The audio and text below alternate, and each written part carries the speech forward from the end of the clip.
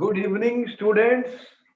I welcome you for another amazing session. ये session बहुत important है और अमेजिंग होगा, बहुत मजा आएगा, बहुत बड़े इंपॉर्टेंट क्वेश्चन के ऊपर डिस्कशन होने जा रहा है और मैं गारंटी से कह सकता हूं कि आज के लेक्चर में जो क्वेश्चन डिस्कस होंगे वो पेपर में आने वाले हैं।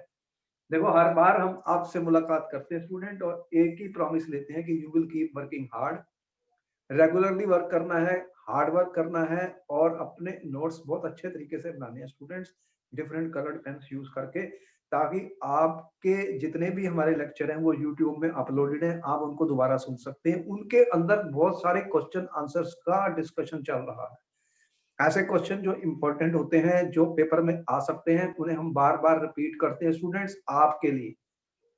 और आपको मैंने बताया है कि देखो, आपको रेगुलरली वर्क करना है, हार्ड वर्क करना है, सिंसियर एफर्ट्स लगानी है, pay attention to each and every word student.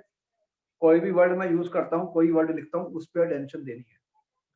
Chemistry को लर्न करना है, रट्टा नहीं करना। ये बार बार मैं कह रहा हूँ कि आपका माइंड मैं चेंज कर रहा हूँ स्टूडेंट। बहुत सारे स्टूडेंट्स मुझे कहते हैं सर केमिस्ट्री तो रट्टेबाजी है। मैंने बोला कि रट्टेबाजी नहीं है। अगर आप रटेंगे तो आप एग्जाम में सक्सेसफुल नहीं हो सकते। Chemistry is to be learn student. Chemistry is basic concepts हैं, डेफिनेशंस हैं, उन्हें समझना है, लर्न करना है। रिएक्शंस हैं ऑर्गेनिक केमिस्ट्री में, हमने बहुत अपलोड किए, उनके मैकेनिज्म भी अपलोड कर दिए यूट्यूब में, आप उनको देख सकते हैं, उनको समझ सकते हैं कैसे रिएक्शंस होती हैं और उसी से ही हम लर्न करेंगे, उसी से ही हमारा कॉन्फिडेंस बिल्ड होगा और उसी से ही हम पेपर को अटेम्प्ट कर पाएंगे। मैं बार बार कह रहा हूँ, तो इसलिए स्टूडेंट्स आप इस गलत फहमी को निकाल दीजिए कि केमिस्ट्री में रट्टेबाजी करनी नहीं करनी। Chemistry is to be learn student. ये मैं इस कंसेप्ट को चेंज कर रहा हूँ, सारी एनसीईआरटी डी कोड कर रहा हूँ, बहुत सारी क्लासेस के लिए कर रहा हूँ, बीएससी केमिस्ट्री में डी कोड कर रहा हूँ। इस तरह से कई केमिस्ट्री के और साइंस के सेक्शंस को लेके उन्हें डी कोड कर रहा हूँ और कोशिश है कई सब्जेक्ट्स को डी कोड करूंगा, 5-6 सब्जेक्ट्स को डी कोड करूंगा मैं। सर बताइए। सर मैं दोबारा से ज्वाइन करा तो आप बता दो आपने कौन कौन चैप्टर करवा दिए। हाँ, मैं सारा भेज दूंगा, आप मेरे व्हाट्सएप पे लिंक कर लेना, उसके अंदर मैं आपको सारा इंफॉर्मेशन भेज दूंगा। और ऑलरेडी हमारा जो चैनल चल रहा है यूट्यूब का, उसमें सारे लेक्चर अपलोडेड हैं, आप उनको सुन सकते हैं। प्रीवियसली फिजिकल, इनऑर्गेनिक, ऑर्गेनिक सभी पे आ रहे हैं, तो सारा कुछ आपको हेल्प मिल जाएगी। डोंट वरी, आप कंटिन्यू रहिए और हमारे साथ बने रहिए और देखिए सारे क्वेश्चन हम कैसे सॉल्व करते हैं। आपको सारा व्हाट्सएप पे भेज दूंगा, मेरे साथ लिंक कर लेना। Okay okay sir. Sir organic करवा दिया आपने अभी? नहीं, अभी ऑर्गेनिक होगी और ये सारे डिस्कशन होंगे। ये फोन नंबर दिया हुआ है, इस पे आप लिंक कर लेना और अभी आप म्यूट हो जाओ और लेक्चर सुनो। जो आज का टॉपिक है उसमें क्वेश्चन कौन कौन से हैं पेपर में। अच्छा स्टूडेंट, देखो, आज हमने स्टार्ट किया था ट्रांजिशन एलिमेंट्स और हम बात कर रहे थे डी ब्लॉक एलिमेंट्स की। मैंने कहा बहुत क्वेश्चन बने डी ब्लॉक एलिमेंट्स में। हमने बहुत सारे क्वेश्चन डिफाइन किए। What are d block elements, what are transition elements, क्या zinc, cadmium, mercury transition element है, यस और नो? क्या जल्दी से बताइए, 30 सेकंड का वक्त होता है, हमें सोचना है। क्या जिंक, कैडमियम, मरकरी को ट्रांजिशन एलिमेंट्स कहा जा सकता है, यस और नो? बोलो, मेरे साथ पार्टिसिपेट करो। एंथुसियाज्म और एक्साइटमेंट, कुछ ना कुछ एनर्जी होनी चाहिए स्टूडेंट। देखो, इतना बड़ा ऑनलाइन चल रहा है, कोरोना फैला हुआ है। मैं अदरक वाली चाय पी रहा हूँ आपको पढ़ाने के लिए। अदरक डालता हूँ, उसमें इलायची डालता हूँ, सौंफ, ये ताकि बॉडी में मेरे हीट रहे। गर्म पानी पीता हूँ, ठंडा पानी नहीं पीता। तो चारों तरफ काफी केसेस हैं, तो इसलिए बहुत प्रोटेक्ट करना पड़ रहा है। तो देखो, डी ब्लॉक एलिमेंट हमने वो बताया जिसमें लास्ट इलेक्ट्रॉन डी में जाता है। और ट्रांजिशन मैंने एलिमेंट्स जो है वो बताए जिस which contains at least one electron unpaired in d subshell, या in which there is incomplete filled d subshell और डी ऑर्बिटल, यही बताया था। तो जिंक, कैडमियम, मरकरी में क्या हुआ था, उनके डी शेल कंप्लीटली फिल्ड हो गए थे इन द ग्राउंड और in a stable oxidation state, ground state में या कोई कॉमन या स्टेबल ऑक्सीडेशन स्टेट में। तो इसलिए zinc, cadmium, mercury D block के एलिमेंट माने गए, रखे गए, क्योंकि उनकी प्रॉपर्टीज क्वाइट सिमिलर थी, लेकिन वो ट्रांजिशन एलिमेंट्स नहीं है। ये क्वेश्चन पेपर में आ चुका है, दोबारा से रिपीट हुआ है। इस तरह से यहाँ देख रहे हो zinc, cadmium, mercury, zinc, cadmium, mercury students. तो हमने आपको बताया था कैसे ये बिल्ड करना है। मैंने आपको हमेशा ये कहा कि जो फर्स्ट ट्रांजिशन सीरीज है स्टूडेंट, इसके ऊपर क्वेश्चन बहुत आने हैं और नेक्स्ट चैप्टर जो है कोऑर्डिनेशन कंपाउंड्स का, उसके अंदर भी यूज होने हैं। तो ये तो याद ही कर लो, तुम्हें पता था scandium, titanium, vanadium, chromium, manganese, iron, cobalt, nickel, copper, zinc, इस प्रकार से हम गए थे और एटॉमिक नंबर 21 से हमने शुरू किया था। तो हमने कहा कि आर्गॉन के 18 हैं और फिर 3D और 4s2 भरा है और 3D1 से लेके 3D कितने तक चले गए थे, 3D10 तक। बोलो याद आई इलेक्ट्रॉनिक कॉन्फ़िगरेशन? और इलेक्ट्रॉनिक कॉन्फ़िगरेशन में मैंने क्रोमियम पे स्टार लगाया था और मैंने कॉपर पे स्टार लगाया था। क्यों लगाया था स्टूडेंट्स स्टार, जल्दी से बताओ? क्योंकि इनकी इलेक्ट्रॉनिक कॉन्फ़िगरेशन उसने पेपर में पूछ ली थी। तो यहाँ पर हाफ फिल्ड और कंप्लीटली फिल्ड जो ऑर्बिटल्स होते हैं वो मोर स्टेबल हो जाते हैं। क्या होते हैं? मोर स्टेबल हो जाते हैं। तो वो इलेक्ट्रॉनिक कॉन्फ़िगरेशन जो यहाँ पे बताई थी 4s1 4s2 3D4 की बजाय इनका क्या हो गया था 3D5 4s1 और यहाँ पर कॉपर में क्या हो गया था 3D10 4s1। तो यहाँ पर आप देख रहे हैं कि इलेक्ट्रॉन जो है डी ऑर्बिटल में, डी ऑर्बिटल कौन सा ऑर्बिटल है? ये n-1 था, ये ns था, तो ये n-1d था स्टूडेंट, n-1d था। बोलो यहाँ पर जो हमने इलेक्ट्रॉन बता रहे हैं आपको देख रहे हैं ns2 में 2 इलेक्ट्रॉन जा रहे हैं, 2 इलेक्ट्रॉन जा रहे हैं, 1 to 2 मैंने लिखे और यहाँ पे 1 to 10 लिखे। तो ये जनरल इलेक्ट्रॉनिक कॉन्फ़िगरेशन बताई थी मैंने ट्रांजिशन एलिमेंट्स की। ये बातें अब याद हो जानी चाहिए स्टूडेंट्स, याद हो जानी चाहिए। अगर आपने नोट्स अच्छे तरह बनाए हैं, हमारे वीडियो लेक्चर्स को आप सुन रहे हैं और कलर्ड पेन से उनको नोट कर रहे हैं, तो फिर आपको डिफिकल्टी नहीं। मैं रट्टेबाजी कौन सी कर रहा हूँ, मैं रट्टेबाजी कौन सी कर रहा हूँ, लर्न कर रहा हूँ, सीख रहा हूँ केमिस्ट्री को भाई। तो इसको डिकोड कर रहे हैं, सारी की सारी किताबों को, एनसीईआरटी की जो भी बोर्ड में क्वेश्चन आए उनके बारे में डिस्कशन चलता रहेगा। स्टूडेंट्स हमारे साथ रहिए और अटेंशन पे करिए, पे अटेंशन, ये बहुत इंपॉर्टेंट होता है स्टूडेंट्स। तो देखो कि ये पहली ट्रांजिशन सीरीज तुम्हें याद हो जानी चाहिए और इनकी इलेक्ट्रॉनिक कॉन्फ़िगरेशन के अंदर 2 ही एक्सेप्शंस हैं, वो क्वेश्चन पेपर में पूछी जाती हैं। और आपको पता लगा कि किस टाइप के छोटे छोटे क्वेश्चन एक एक नंबर के आते हैं। कोई 5 नंबर का क्वेश्चन नहीं आ रहा किसी भी टॉपिक में, कुल मिलाकर ही 5 नंबर का है, तो फिर कैसे डिस्ट्रीब्यूट किया जाएगा? इसलिए छोटे छोटे क्वेश्चंस पे एक वर्ड के या एक लाइन के आंसर होते हैं, इससे ज्यादा नहीं लिखना स्टूडेंट्स। तो अब आपने देखा था मैंने इनके मेल्टिंग पॉइंट्स के बारे में डिस्कशन किया था लास्ट टाइम। क्या डिस्कस किया था? इनके मेल्टिंग पॉइंट्स हाई होते हैं स्टूडेंट्स, ये हार्ड होते हैं as compare to S block elements. फिर क्यों होते हैं हार्ड? ये क्वेश्चन पूछ लिया उसने। Why these elements are hard and have higher melting point student than alkali and alkaline earth metal? वो भी मेटल्स हैं, ये भी मेटल है, तो बताओ दो हमें क्या फर्क है? जल्दी से बताओ 30 सेकंड में क्या फर्क है अगर मैं इनके मेल्टिंग पॉइंट या इनकी हार्डनेस ज्यादा है स्टूडेंट किससे? एस ब्लॉक वाले। एस ब्लॉक वाले भी एल्कली मेटल्स कौन से थे? एल्कली थे और कौन से थे? एल्कलाइन थे स्टूडेंट। इन दोनों में क्या फर्क है? तो ये किसके ऊपर डिपेंड करता है? मेल्टिंग पॉइंट या boiling point? Student melting point की बात करूं या बॉइलिंग पॉइंट, ये किनके ऊपर डिपेंड करता है? तो फोर्स ऑफ अट्रैक्शन कितनी स्ट्रॉन्ग है पार्टिकल्स के अंदर, जिन एटम से ये बन रहे हैं उनके अंदर कितनी मेटल मेटल बॉन्डिंग स्ट्रॉन्ग है, कितनी मेटल मेटल बॉन्डिंग स्ट्रॉन्ग है? बताओ कि मेटल मेटल बॉन्डिंग स्ट्रॉन्ग किस में है? इनमें ज्यादा है या एस ब्लॉक में है? बोलो, क्या आंसर दे रहे हो? सारी बातें डिस्कस हो चुकी है, सारे क्वेश्चन डिस्कस हो चुके हैं। इनके अंदर देखो एस और एस ब्लॉक में सिर्फ एनएस के और इलेक्ट्रॉन इन्वॉल्व हुए थे, 1 या 2 एनएस के। यहाँ पर n-1 डी ऑर्बिटल भी है और एनएस भी है, तो ये भी बॉन्डिंग में पार्टिसिपेट करता है, ये भी बॉन्डिंग में पार्टिसिपेट करता है स्टूडेंट। यहाँ पर कोवलेंट बॉन्ड भी बन सकता है और मेटेलिक बॉन्ड भी बन सकता है, दोनों ही टाइप के बॉन्ड बन सकते हैं। ये एनएस वाले मेटेलिक बॉन्ड बनाते हैं, n-1 डी वाले कोवलेंट बॉन्ड भी बनाते हैं। तो इनके अंदर ज्यादा इलेक्ट्रॉन हैं जो पार्टिसिपेट करते हैं बॉन्डिंग में, इसलिए ये हार्ड होते हैं। इनके मेल्टिंग पॉइंट और बॉइलिंग पॉइंट भी हायर हो जाते हैं। ये सारी बातें हमने बताई थी। और ये किसके ऊपर डिपेंड कर रहा था स्टूडेंट? कि मिडल में हमने देखा कि सेंटर पे जाते हुए मेल्टिंग पॉइंट मैक्सिमम जा रहे थे, उसके बाद नीचे जा रहे थे कि नहीं जा रहे थे? बोलो, किसके ऊपर डिपेंड करते थे? मेल्टिंग पॉइंट बॉइलिंग पॉइंट किसके ऊपर डिपेंड कर रहे थे स्टूडेंट? जल्दी से बताओ, 30 सेकंड में। एक क्वेश्चन आया पेपर में, क्यों मिडल तक ये इंक्रीज करके उसके बाद डिक्रीज करके ग्राफ भी दिखाया था हमने लास्ट लेक्चर में। क्या आंसर दे रहे हो स्टूडेंट्स?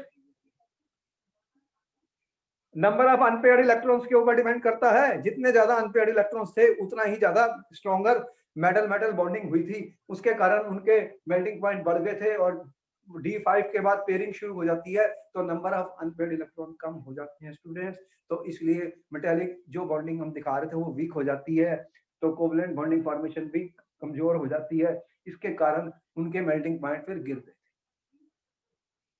तो फिर आपने एक्सेप्शंस देखी थी, जैसे एक्सेप्शंस ये दिखी रही है, यहाँ पे D10 पूरा हो गया, D10 पूरा हो गया, तो ये एलिमेंट्स का फिर बिहेवियर डिफरेंट हो गया, क्योंकि इनके डी ऑर्बिटल कंप्लीटली फिल्ड हो गए, अनपेड इलेक्ट्रॉन है ही नहीं, तो इसलिए बॉन्डिंग वीक हो जाएंगी, तो इनके मेल्टिंग पॉइंट भी गिर जाएंगे स्टूडेंट, जैसे कि हमने वो चार्ट में दिखा।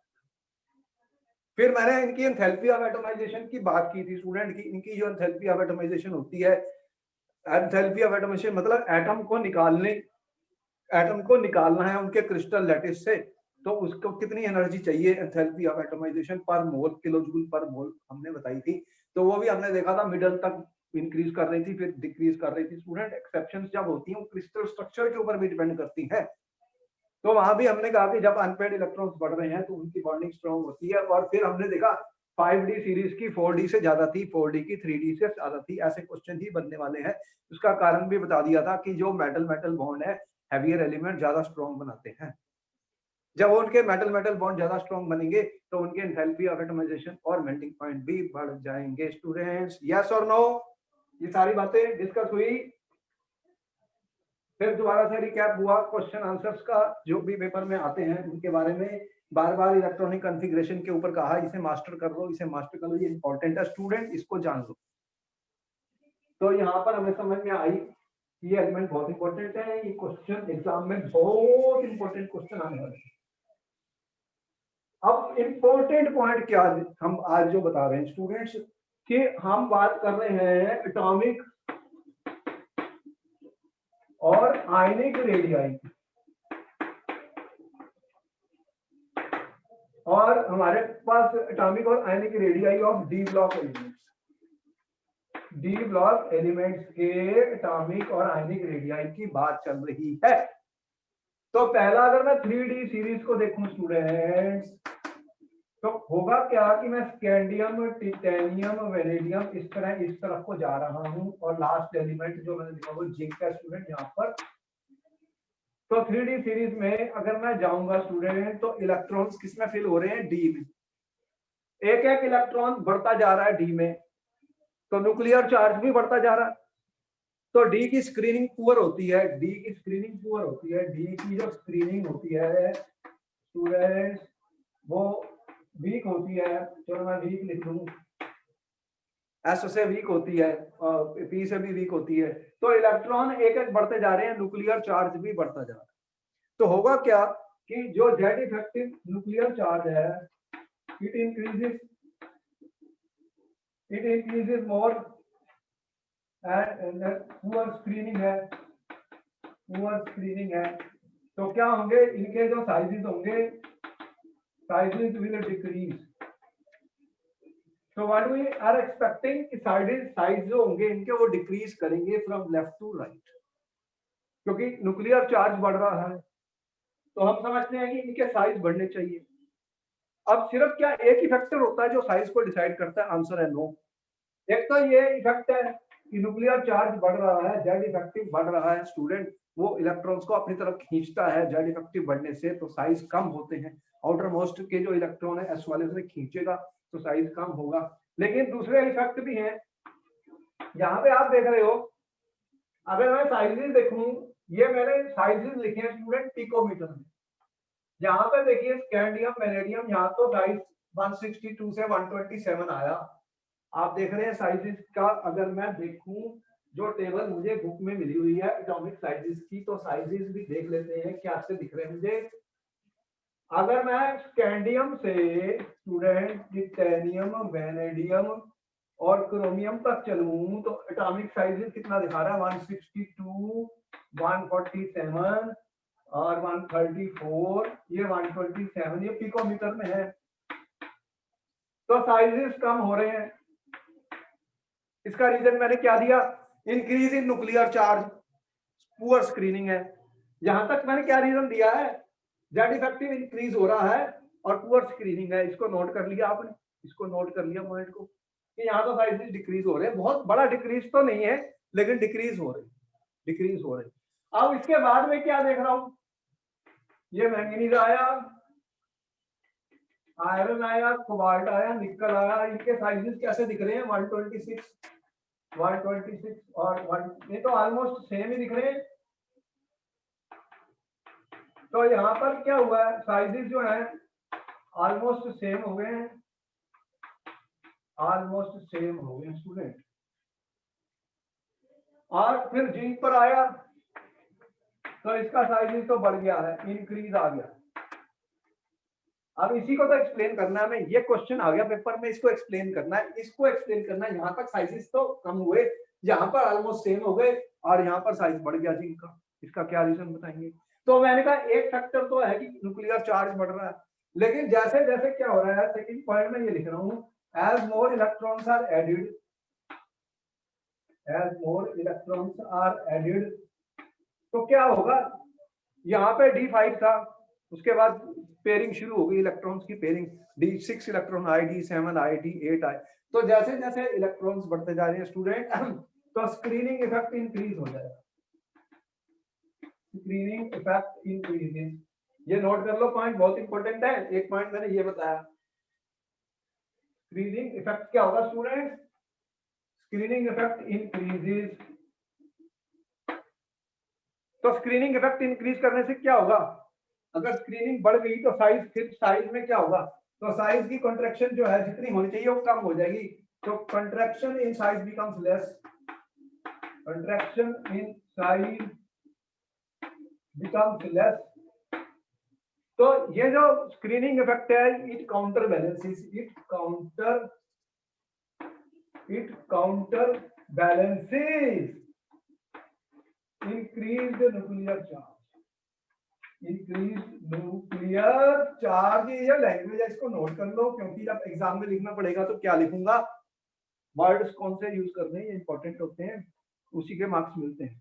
तो काउंटर बैलेंस क्या करता है, जो स्क्रीनिंग इफेक्ट बढ़ गया जब ज्यादा इलेक्ट्रॉन आ गए। सेकंड क्या हुआ, third point, with increase in number of electron, with increase in number of electron repulsion increases, electron repulsion बढ़ जाएगी स्टूडेंट। तो इसलिए जिंक का साइज, जिंक में D10 इलेक्ट्रॉन हो गए, उनकी रिपल्शन इतनी ज्यादा हो गई कि साइज फिर बढ़ गया। इलेक्ट्रॉन रिपेल करेंगे तो साइज इंक्रीज होगा, साइज इंक्रीज होगा, जेड इफेक्टिव बढ़ेगा तो साइज डिक्रीज होगा। इतनी बात समझ आ रही है? स्क्रीनिंग इफेक्ट कम होगा तो साइज कम होगा, और इलेक्ट्रॉन अगर आपस में रिपेल करेंगे तो दूर दूर भागेंगे वो, तो साइज क्या होगा, इंक्रीज होगा। तो with increasing number of electron repulsion increases, therefore the atomic size of zinc becomes more than, increase हो गया, more than, तो यहाँ पर जिंक का एटॉमिक साइज मोर हो गया, जो लास्ट के एलिमेंट्स हैं, मोर देन, ये कौन से थे, कोबाल्ट, निकल, कोबाल्ट, निकल और कोबाल्ट, निकल और ये मैंगनीज, इनसे बढ़ गया इसका साइज, देख रहे हैं इसका, जिंक का, due to larger electron repulsion and more screening effect.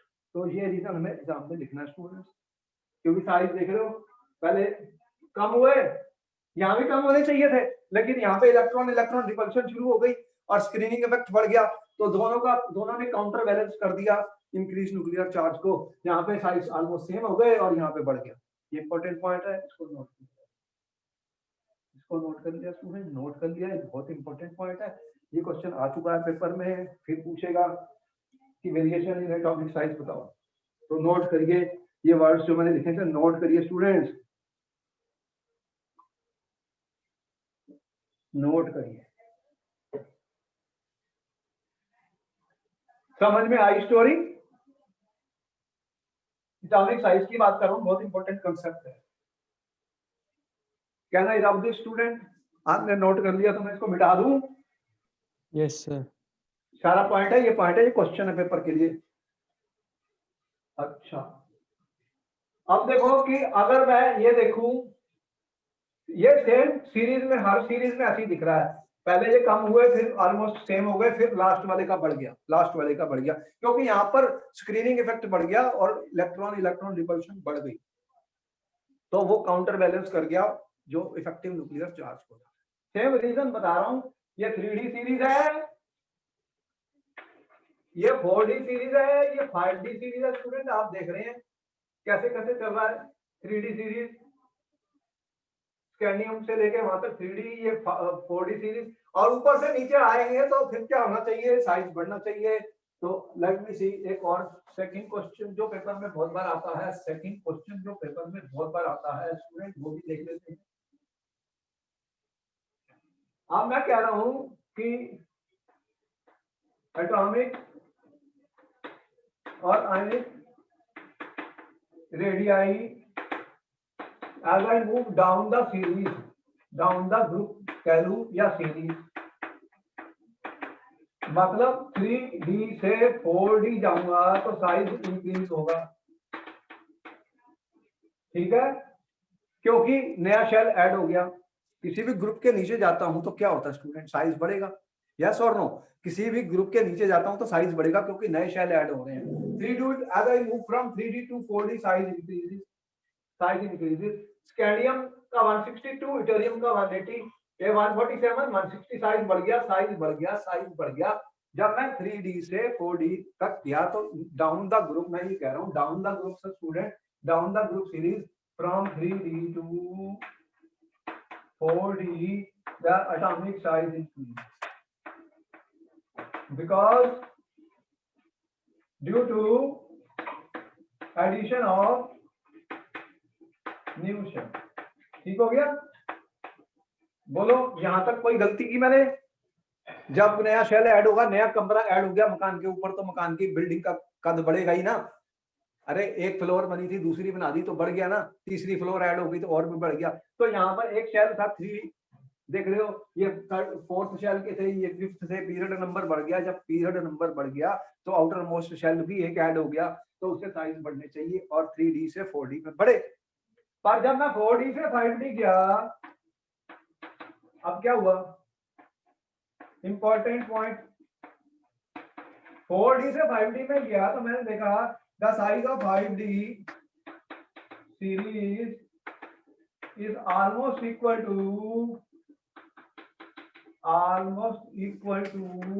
The size of 4D series. अब ये क्वेश्चन पेपर में आ गया, इसको एक्सप्लेन कर। यही क्वेश्चन है जो मैं बात कर रहा था, ये सबसे इंपॉर्टेंट क्वेश्चन एक्सप्लेन करना है कि जो 3D से 4D में तो साइज बढ़ गए, लेकिन 4D से 5D में जब मैं आया, देखो तो साइज का क्या हुआ। ये देखो यहाँ पर 4D है, ये 5D है, ये 160 है, ये 158 है, ये 146 है, 146 है, इनके साइज ऑलमोस्ट सेम है, इनके साइज ऑलमोस्ट सेम है। दिख रहे हैं तुम्हें सेम स्टूडेंट? जल्दी से बताओ। जैसे कि जिरकोनियम मेरा जो है, जिरकोनियम कौन सा है, 4D सीरीज का है, और 5D सीरीज का है हैफनियम, ये इसके नीचे है। इसका साइज कितना लिखा हुआ है, 160, और इसका 158, ये ऑलमोस्ट सेम है। और यहाँ पे भी देख लो, ये नायोबियम और टेंटलम, नायोबियम का कितना लिखा है मैंने, 146, और टेंटलम का कितना लिखा है, टेंटलम 146। तो ये साइजेस सेम हो रहे हैं। 5D सीरीज के साइज बढ़ने चाहिए थे क्योंकि नया शेल ऐड हो गया, लेकिन हमने जब एक्सपेरिमेंटली देखा, एक्सपेरिमेंटली मेजर किए, तो 5D सीरीज के एलिमेंट्स का जो नीचे ग्रुप में आ रहे हैं 4D सीरीज के ऑलमोस्ट सेम रहा साइज। अब इसका रीजन पूछेगा, ये किसके कारण हो रहा है स्टूडेंट, यही तो क्वेश्चन है पेपर में, ये एक इंपॉर्टेंट क्वेश्चन बन गया। बताओ इसका जवाब क्या है, इसका आंसर बताओ स्टूडेंट्स। आपको मिला है 1 मिनट का वक्त, क्योंकि ये क्वेश्चन आने वाला पेपर में, फिर आएगा, बहुत बार आ चुका। इसका रीजन बताना है किसी के पास आंसर? किसी स्टूडेंट के पास इसका आंसर है? यहाँ पे वैल्यूज मैंने इसलिए लिखी, ये वैल्यूज एनसीईआरटी किताब से ली गई है, आप देख सकते हैं। आपकी एनसीईआरटी किताब में कोई टेबल होगा तो वहां से, या किसी भी बुक में कोई टेबल होगा, उस बुक से हमने ये वैल्यूज लेके आपके लिए दिखाने के लिए ये किया है। इसका रीजन किसके पास है? आपको पता तो है इसका रीजन, कितनी बार तो बता चुका हूं। दिस इज ड्यू टू, इसे क्या बोलते हैं, lanthanide contraction. This is due to lanthanide contraction. Student कितनी बार बता दिया मैंने, ये बहुत इंपॉर्टेंट है। जब आप 4D से 5D सीरीज में गए, when we move from 4D to 5D series, the 4F subshell is completely filled. तो ये 4F का सबसेल completely filled हो गया, और 4F की जो स्क्रीनिंग होती है वेरी पुअर होती है, due to poor screening of 4F orbital. अगर इसकी स्क्रीनिंग पुअर होगी तो उसका रिजल्ट क्या होगा, क्या कंसीक्वेंस होगी? स्क्रीनिंग पुअर है, जेड इफेक्टिव जो न्यूक्लियर चार्ज है, the Z effective nuclear charge experienced by outer electron, experienced by outermost electrons increases, and therefore there is a contraction in size. Contraction in size takes place. This is known as lengthened contraction. इसी को lengthened contraction कहते हैं। ये answer आपको paper में लिखना है, जो बहुत इंपॉर्टेंट क्वेश्चन है, इसको नोट किया जाए, इसको नोट कर लो स्टूडेंट, बहुत ही इंपॉर्टेंट है ये, बहुत बार क्वेश्चन पेपर में आएगा और बहुत ही यूजफुल है। इसका कंसीक्वेंस इसे बोलते हैं lanthanide contraction. Students atomic sizes के ऊपर क्वेश्चन आने वाला है, आप सोच लीजिए, समझ लीजिए, बहुत इंपॉर्टेंट क्वेश्चन, ये बहुत इंपॉर्टेंट क्वेश्चन है, पेपर में आते हैं, पूछे जाते हैं, इसका दिमाग लगाइए जरा, इसको नोट कर लीजिए क्योंकि यहाँ पर इंपॉर्टेंट है और ये क्वेश्चन आपके पेपर में आ जाएगा।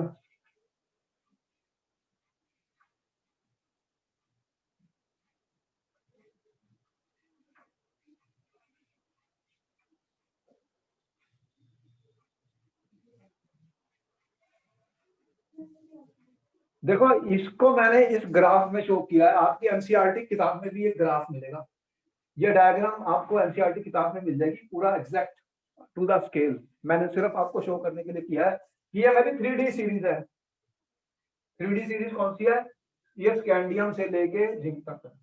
यहाँ मैं स्कैंडियम, टिटेनियम, मेलेडियम, क्रोमियम, इस तरह ये जिंक तक है। आप देख रहे हैं इनके एटॉमिक साइज कैसे गए हैं।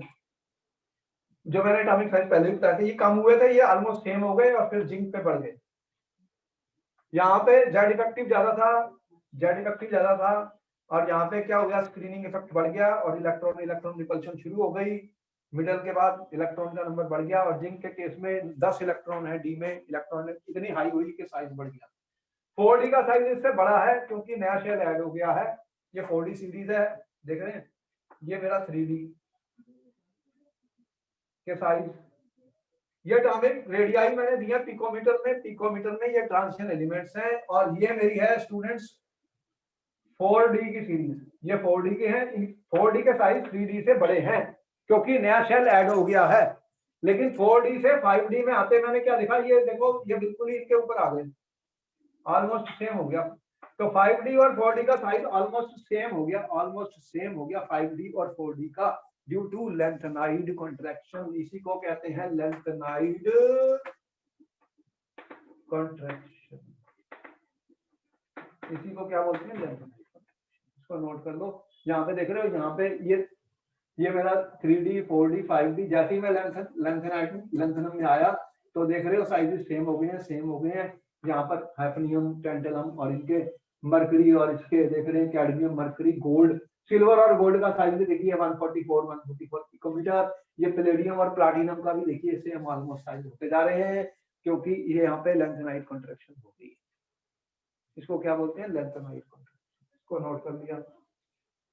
नोट कर लिया स्टूडेंट आपने, ये क्वेश्चन बहुत इंपॉर्टेंट है, पेपर में आता है।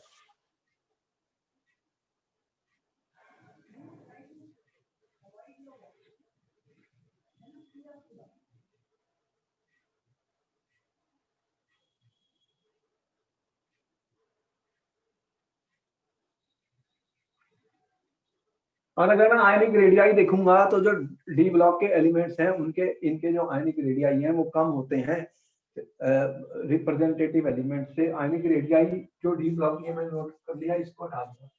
ये तुमने सारा देख लिया, अच्छी तरह से समझ लिया। अगर आयनिक रेडियाई कंसीडर करेंगे स्टूडेंट, अगर आयनिक रेडियाई में डी ब्लॉक के एलिमेंट्स का देखूंगा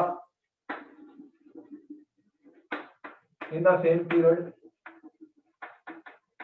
और मैं इसको कंपेयर करूंगा रिप्रेजेंटेटिव एलिमेंट्स के साथ। रिप्रेजेंटेटिव एलिमेंट्स कौन से होते हैं?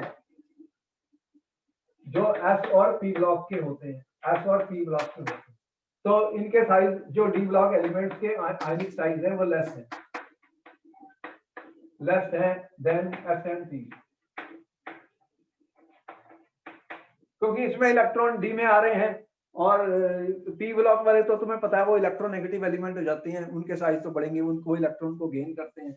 और ये इसके अंदर जो डी के इलेक्ट्रॉन डी में जा रहे हैं होते हैं, तो इसलिए इनके जो साइज है इन एस और पी से कम हो जाते हैं। एक पॉइंट है, इसको नोट कर लो, इनको नोट कर सकते हो। सेम पीरियड के लिए ये मैं बता रहा हूँ।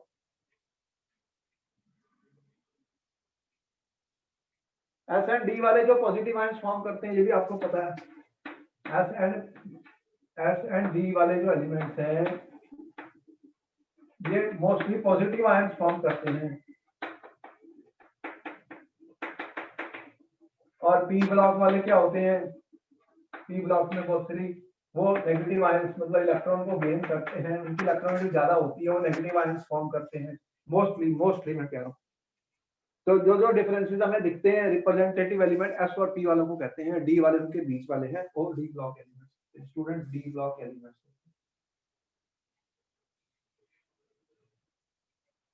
तो ये सारे मेटेलिक हैं, आपको पता लग गया मेटेलिक है। मर्करी सिर्फ लिक्विड है, इसमें एक एक्सेप्शन है मर्करी, जो कि एक लिक्विड है, मर्करी एक लिक्विड है स्टूडेंट्स।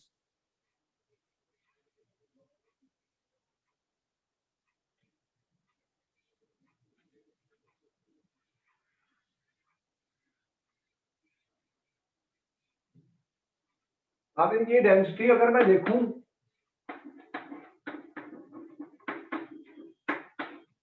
डेंसिटी इनकी क्या है स्टूडेंट्स? इनकी डेंसिटी काफी हाई है, देख रहे हो। और अगर मैं एक पीरियड में जाऊंगा तो पीरियड में अगर मैं पीरियड में जाऊंगा स्टूडेंट, पीरियड में कहाँ जाऊंगा? मैं कहाँ से जा रहा हूँ? स्कैंडियम से जिंक की तरफ पीरियड में जा रहा हूँ, तो इनकी डेंसिटी इंक्रीज होगी। Density increases along the period। तो डेंसिटी इंक्रीज क्यों कर रही है? डेंसिटी किसके ऊपर डिपेंड करती है? मास पर यूनिट वॉल्यूम। तो एटॉमिक साइज अगर कम हो रहे हैं, मास बढ़ रहा है, तो डेंसिटी बढ़ेगी।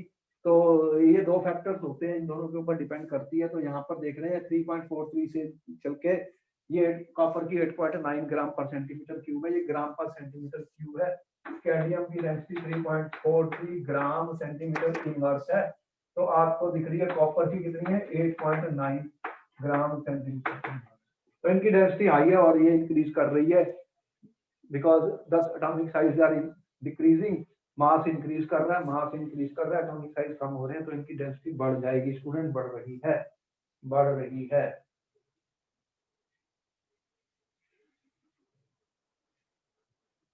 तो ये पॉइंट नोट कर ही लिया आपने,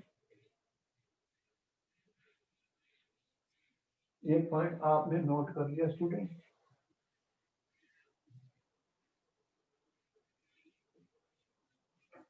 अगर इनकी आयनाइजेशन एंथैल्पी देखेंगे स्टूडेंट, अब इसकी वैल्यू हमें टेबल से लेनी पड़ेगी, एनसीईआरटी की बुक में या कहीं से भी। आयनाइजेशन एंथैल्पी, तो आयनाइजेशन एंथैल्पी क्या होती है स्टूडेंट? इलेक्ट्रॉन को निकालने के लिए कितनी एनर्जी की जरूरत पड़ेगी, उसे आयनाइजेशन एंथैल्पी कहते हैं। तो यहाँ पर हमें बुक में आपको मिलेंगी first ionization enthalpy, second ionization enthalpy और थर्ड आयनाइजेशन। इस तरह से एक इलेक्ट्रॉन को निकालने में कितनी एनर्जी चाहिए, वो फर्स्ट है। एक बार इलेक्ट्रॉन निकल गया, सेकंड इलेक्ट्रॉन को न्यूट्रल जो गैसियस एटम से निकालूंगा तो वो ज्यादा होगी, थर्ड की उससे भी हाई होगी। तो इनकी आयनाइजेशन एंथैल्पी की वैल्यू अगर हम देखें स्टूडेंट, फर्स्ट की अगर मैं बुक से लूं स्टूडेंट, तो यहाँ पर scandium, titanium, vanadium, chromium, manganese, iron, cobalt, nickel, copper, ये यार मैंने कहा था कर लेना सीरीज बुक से, हमें वैल्यू लेनी पड़ेगी। मान लो ये 3631, ये किलो जूल पर मोल में होती है स्टूडेंट, किलो जूल पर मोल में दी जाती है। तो ये इंक्रीज करेंगी, अगर क्रॉस द पीरियड जाऊंगा 656 हो गया, 650, 650, इस तरह से कुछ वैल्यूज मिलेंगी आपको, टेबल में देखनी है 717762, 717762, इस तरह से ये वैल्यूज देख रहे हो। ये यहाँ पर 906 हो गई, 745, 906, 745, इस तरह से ये वैल्यूज जो है आयनाइजेशन एंथैल्पी की देख रहे हो। as we will move from scandium to zinc there is a increase in ionization enthalpy। तो ये आयनाइजेशन एंथैल्पी जो है साइज के ऊपर भी रिलेटेड डिपेंड करती है, और ये देख रहे हैं एक छोटा सा ट्रेंड मैं दिखा रहा हूँ, इंक्रीज कर रही है, इंक्रीज कर रही है। तो लेकिन जब हम सेकंड और थर्ड वालों की कंपेयर करते हैं तो कुछ प्रॉब्लम आती है हमें। तो आयनाइजेशन एंथैल्पी जो है increasing ionization enthalpy due to increase nuclear charge with increase, तो इंक्रीज हो गया न्यूक्लियर चार्ज,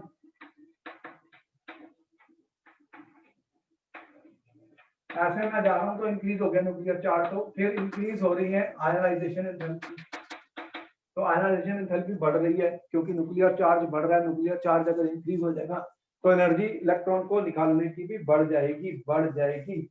लेकिन इरेगुलर ट्रेंड जब आता है, जब हम सेकंड इलेक्ट्रॉन को निकालते हैं, मैं ये कह रहा हूँ इरेगुलर ट्रेंड, इरेगुलर ट्रेंड आता है जब second electron when we remove second electron from transition element। इसका रीजन क्या बताना है? देखो जब सेकंड, और ये इलेक्ट्रॉन जो है वो 3D में से है और 4s में है। कहां से जाते हैं? पहले 4s से जाएंगे फिर 3D से जाएंगे। लेकिन 3D जब एक इलेक्ट्रॉन निकाल लेते हैं तो 3D और 4s जो ऑर्बिटल्स होते हैं इनकी एनर्जी गैप बहुत कम होती है, ये रीऑर्गेनाइजेशन हो जाती है। इसे बोलते हैं reorganization energy. There is a reorganization energy ionization, there is a reorganization in ionization energy when one electron is removed। जब एक इलेक्ट्रॉन को रिमूव कर देते हैं तो एक रीऑर्गेनाइजेशन एनर्जी होती है, क्योंकि 4s और 3D ऑर्बिटल्स जो होते हैं student, they can exchange electrons. So तो s और d ऑर्बिटल्स की एनर्जी गैप कम होती है तो उनके अंदर रीऑर्गेनाइजेशन हो जाती है। इसलिए जो ट्रेंड्स हैं वो थोड़े से इरेगुलर हो जाते हैं जब हम सेकेंड इलेक्ट्रॉन को निकालते हैं, जब हम सेकेंड इलेक्ट्रॉन को निकालते हैं। और इनके अंदर जो वैल्यू की चेंज है वो लेस है as compare to S and P block. ये भी एक फैक्टर है। थर्ड फैक्टर, थर्ड की चीज बता दूं, थर्ड मैंने क्या बताया ये तो आपने नोट कर लिया। तीसरा फैक्टर आयनाइजेशन एनर्जीज का है। अगर बुक में देखेंगे तो कहीं ग्राफ भी हो सकता है दिया हो आयनाइजेशन एनर्जीज का, उसको भी देख लेना, कोई प्रॉब्लम नहीं है। थर्ड हम ये कह रहे हैं कि the change in ionization energies, change in ionization energies between successive elements is less in d block elements, as compared to s and p, as compared to s and p block elements। ये values में difference कम है, बहुत ज्यादा नहीं है। S और P में ज्यादा मिलेगा आपको, इनके केसेस में कम है, कम है, क्योंकि इनके साइजेस में भी आपने देखा है, साइजेस भी जो ये चेंज हुए थे आपने देखे, ये कम चेंज है साइजेस में भी, साइजेस भी कम चेंज हो रहे थे। इसलिए इनके जो आयनाइजेशन एंथैल्पी होती है वो साइज पे भी तो डिपेंड करती है। अगर साइज छोटा है तो आयनाइजेशन एनर्जी ज्यादा है, अगर एलिमेंट्स के साइज में वेरिएशन कम है तो आयनाइजेशन एंथैल्पी की वेरिएशन भी कम होगी, उसका मैग्नीट्यूड भी कम होगा। यहाँ पे मैग्नीट्यूड कम है, एस और पी में ज्यादा साइजेस में डिफरेंस आए थे तो उनकी आयनाइजेशन एनर्जीज में ज्यादा डिफरेंस थे सक्सेसिव एलिमेंट्स में। यहाँ पे सक्सेसिव का मतलब इससे नेक्स्ट, इससे नेक्स्ट, इससे नेक्स्ट, इनकी वैल्यूज का मैग्नीट्यूड कम चेंज है। चेंज क्या है, ये कम है, आप देख रहे हैं इनके अंदर चेंज कम आई है। इंपॉर्टेंट क्वेश्चन है स्टूडेंट, इसके बारे में बताया गया है। और इस तरह से आपको ये भी पता है कि जो एनर्जी थर्ड वाली इससे ज्यादा होगी और ये इससे ज्यादा होगी। तो ये सारी वैल्यूज अगर आप देखना चाहें तो बुक में दे रखी हैं, आप इसको अपने एनसीईआरटी की बुक में एक टेबल दिया हुआ है, वहां से कंपेयर कर सकते हैं और देख सकते हैं। तो देखो कि हमारे ट्रांजिशन एलिमेंट्स के ऊपर काफी क्वेश्चन पेपर में आने वाले हैं, और जितने इंपॉर्टेंट क्वेश्चन है उनको ज्यादा समय दिया जा रहा है हमारे लेक्चर्स में। और बहुत सारे क्वेश्चन जो हैं, जैसे आज में मेन क्वेश्चन जो हमारे रहे थे वो थे लेंथेनाइड कॉन्ट्रैक्शन के ऊपर, कि what is lanthanide contraction. 3D और 4D में साइज बढ़े और 5D और 4D का साइज ऑलमोस्ट सेम आ गया। अगर जब साइज सेम हो जाते हैं एटम्स के तो उनकी प्रॉपर्टीज में भी सिमिलरिटीज हो जाती है और उनका अर्थ में अकरेंस भी ऑलमोस्ट इकट्ठा ही हो जाता है और उन्हें सेपरेशन करने में भी काफी डिफिकल्टीज आती हैं हमें। तो ये सारी चीजें रिलेटेड है ईच अदर से। जैसे कि मैंने जो दो एलिमेंट बताए यहाँ पर, ये जिरकोनियम और हैफनियम, इस पे क्वेश्चन आ चुका है। जिरकोनियम और हैफनियम की प्रॉपर्टीज स्टूडेंट, जिरकोनियम और हैफनियम की जो प्रॉपर्टीज हैं वो सिमिलर हो जाती है। भाई ये क्वेश्चन पूछा उसने, भाई question in the exam, because due to lengthenide contraction their sizes are almost equal। और ये occurrence में इनकी दे अक्कर, उनके occurrence में भी इकट्ठे मिलते हैं हमें, जिरकोनियम और हैफनियम ये इकट्ठे मिलते हैं अर्थ के अंदर। तो ये रीजन है उनके साइज सिमिलर हो जाते हैं, साइज सिमिलर हो जाती है। क्यों सिमिलर हुए size? Due to lanthanide contraction. ये क्वेश्चन पेपर में आ चुका है, इसलिए मैं दोबारा से लिख दिया कि यहाँ पर क्वेश्चन बहुत बन रहे हैं, आप देखिए। तो इस तरह से ये एलिमेंट्स के बारे में भी कुछ नॉलेज याद होनी चाहिए। यहाँ पर ये सीरीज तो तुम्हें बिल्कुल याद होनी चाहिए, तुमने कर ली स्कैंडियम से लेके जिंक तक, इनकी इलेक्ट्रॉनिक कॉन्फ़िगरेशन भी सारे स्टूडेंट्स को आनी चाहिए। तुम्हें नेक्स्ट चैप्टर में ये काम आएगी कोऑर्डिनेशन कंपाउंड्स में। यहाँ पे टर्बियम, जिरकोनियम, मोलिब्डेनम, और यहाँ पे लास्ट वाले जिंक, कैडमियम, मरकरी देख रहे हो। मरकरी एक लिक्विड है, सारे ट्रांजिशन एलिमेंट सॉलिड्स और मरकरी लिक्विड, जिसका थर्मोमेट्री में भी यूज होता है, आपको पता है मरकरी का। तो यहाँ पे ये कॉन्फ़िगरेशन D10 वाले हैं, ये D10 वाले हैं। और यहाँ देख रहे हो कॉपर, सिल्वर और गोल्ड, ये कॉइनेज मेटल है, कॉइनेज मेटल है, कॉइन्स बनाए जाते थे। कॉपर, सिल्वर, गोल्ड बहुत इंपॉर्टेंट है, देख रहे हो। इस तरह से इनके यहाँ पे कैटालिस्ट भी बहुत सारे हैं, पैलेडियम, ये सब कैटालिस्ट के भी काम आते हैं। निकल, पैलेडियम देख रहे हो, प्लैटिनम, सब कैटालिस्ट के रूप में भी यूज होते हैं। क्यों यूज होते हैं, ये सारी बातें हमारे आगे के लेक्चर्स में आएंगी। ये क्या क्या प्रॉपर्टीज हैं ट्रांजिशन एलिमेंट्स की जो डिफरेंट हैं दूसरों से और इनका बहुत ज्यादा यूज है। तो बड़े बड़े इंपॉर्टेंट एलिमेंट आएंगे, यहाँ गोल्ड है, प्लैटिनम है, मरकरी है, सिल्वर है, और ये सारे कैटलिस्ट हमारे यूज होने वाले हैं केमिस्ट्री की रिएक्शंस में। तो ये सब की डिस्कशन आने वाले लेक्चर्स में होने वाली है स्टूडेंट्स। तो ओके, फिर क्योंकि अब ये टॉपिक मेरा खत्म हो गया और नेक्स्ट टॉपिक है मेरा फर्दर, इसके आगे इलेक्ट्रॉन पोटेंशियल वैल्यूज और इनके कलर, मैग्नेटिक प्रॉपर्टीज, ये कोऑर्डिनेशन कॉम्प्लेक्सेस बनाते हैं, ये कैटलिस्ट के रूप में यूज होते हैं, और इनके पास मैग्नेटिक प्रॉपर्टीज होती हैं, पैरामैग्नेटिक होते हैं। ये सारी ही डिस्कशन, इनके कलर्स होते हैं, बहुत शानदार कलर्स होते हैं। तो ये सारी डिस्कशन हमारे नेक्स्ट लेक्चर्स में होगी। Thank you very much, good night. हमारे जितने भी लेक्चर आ रहे हैं यूट्यूब में, उन्हें ध्यान से सुन लीजिए, उन्हें सब्सक्राइब कर लीजिए और उन्हें शेयर करिए अपने फ्रेंड्स के साथ। उनमें बहुत ही इंपॉर्टेंट क्वेश्चंस का डिस्कशन हो रहा है बोर्ड के लिए, तो आप उनको ध्यान से सुनिए। ऑर्गेनिक केमिस्ट्री में भी बहुत सारे अपलोड हो चुके हैं, इनऑर्गेनिक में भी हो रहे हैं, फिजिकल में भी सारे हो चुके हैं, आप उनको सुन लीजिए, ज्यादा वक्त नहीं लगेगा, और अपने नोट्स बना लीजिए और क्वेश्चन आंसर पे प्रैक्टिस कीजिए। Okay, good night, I will meet you in my next class, bye bye, see you. Thank you sir.